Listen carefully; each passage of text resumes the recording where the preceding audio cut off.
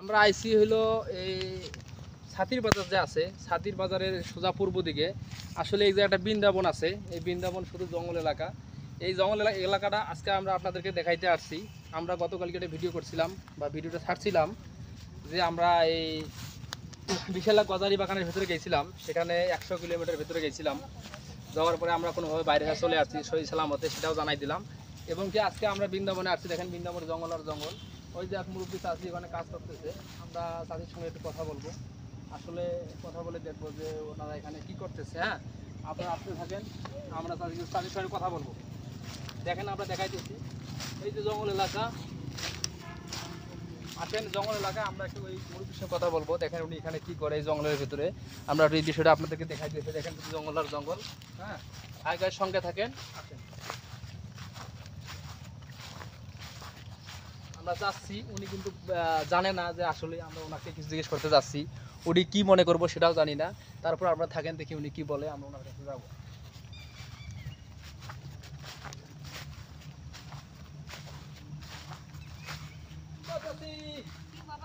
কেমন আছেন? আসসালামু আলাইকুম। আপনার বাড়ি এই জায়গায়? কোথায় বাড়ি চাচি? এই জঙ্গলের ভিতরে? ও চাচি, এখানে কি আপনারা এগুলো জমি কি চাষাবাদ করেন? এগুলো জমি কি আপনাদের ওই মানে সরকারি?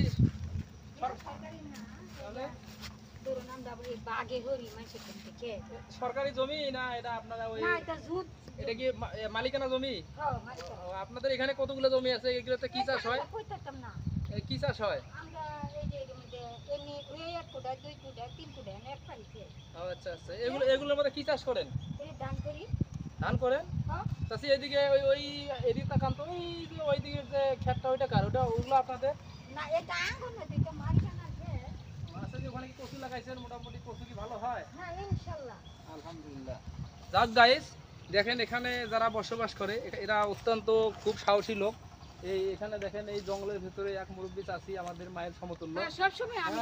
উনি আসি দেখেন, স্বামীও নাই, এ মানুষের দিয়া একটু একটু করায়, দুইটা তিনটা ছাগল ছুগল ফালি, এদিকে আমি কোনো রকম মুরব্বী খালি চলি। যাকে দেখেন মুরব্বী লোক, তার কোনো কর্মিষ্ঠ করার কোনো লোক নাই। উনি একলা একলা এই ক্ষেত খামার করে কোনোভাবে চলে।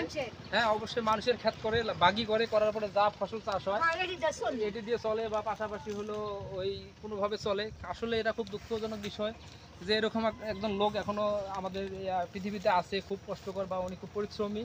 আমরা ওনার হায়াতের মাগফিরাত করব এবং ওনার জন্য দোয়া করব। অবশ্যই উনি যেন স্বাবলম্বী হতে পারে, আল্লাহ পাক যেন ওনার শরীরকে সুস্থ রাখে। আর দেখেন এই যে গজারি বাগানের মধ্যে কোনো লোক নাই, অনেক ভেতরে, আমরা এই ভেতরে আসছি। সেখানে দেখেন যে এই মুরব্বী একাই এই জমি ঘাস টাস বাঁচতেছে।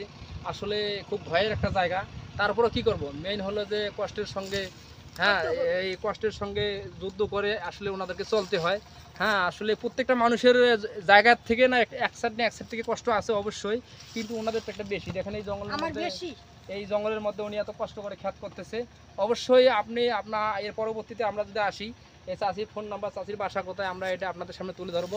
আপনারা কেউ যদি কেউ এই চাষিকে যদি হেল্প করতে চান, করতে পারবেন। একদম আমি একটা মায়ের কইবরে পার এতনে একটা ঘর উড়াইয়া তিনটা চারটা ছাগল ফালি এতনি লয়ে বইছে তাহি আর এমনি করি আর খাই। বুড়া মানুষ কি, আমরা যদি এই চাষিকে 18 কোটি মানুষ 1 টাকা করেও দেয়, 18 কোটি টাকা হবে।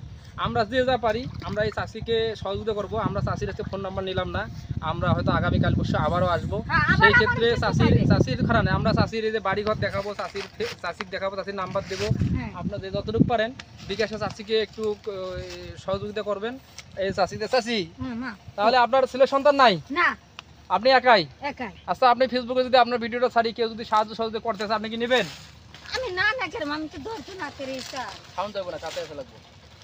আমি তো 10 জনের হাতে খাই। আচ্ছা ঠিক আছে, আমরা ভিডিওটা ছাড়বো, এমনকি আমরা 2 দিন পরে আবার আসবো। আসলে আমরা ফোন নাম্বার, আপনার একটা বিকাশ নাম্বার দিবেন। আমরা বিকাশ নাম্বারটা আমাদের মানে গ্রুপে সেট করব। এখানে যদি আপনাদেরকে সাহায্য করে, আমরা এটা আপনার কাছে পৌঁছাই দেবো। পৌঁছে বলতে কি, এই বিকাশ নাম্বার আপনাদের টাকা আপনার কাছে আসবে। হাই গাইস, আমরা ওনার বিকাশ নাম্বারটা আমাদের এখানে দিব, হয়তো এখন উনি নিয়ে আসে নাই। এর পরবর্তীতে আসলে চাষির কাছে আমরা বিকাশ নাম্বারটা দিব। কিন্তু কথা হলো যে অবশ্যই আমরা যা আছি, আমি নিজেও চাষিকে সাহায্য সহযোগিতা করব। আপনারাও সবাই করবেন। চাষির বিকাশ নাম্বারটা এর পরের ভিডিওতে আমরা দিয়ে দেব। আপনারা ওই বিকাশ নাম্বার যে যা পারেন দেবেন অবশ্যই। আমরা সেই বিকাশ নাম্বার চাষির কাছে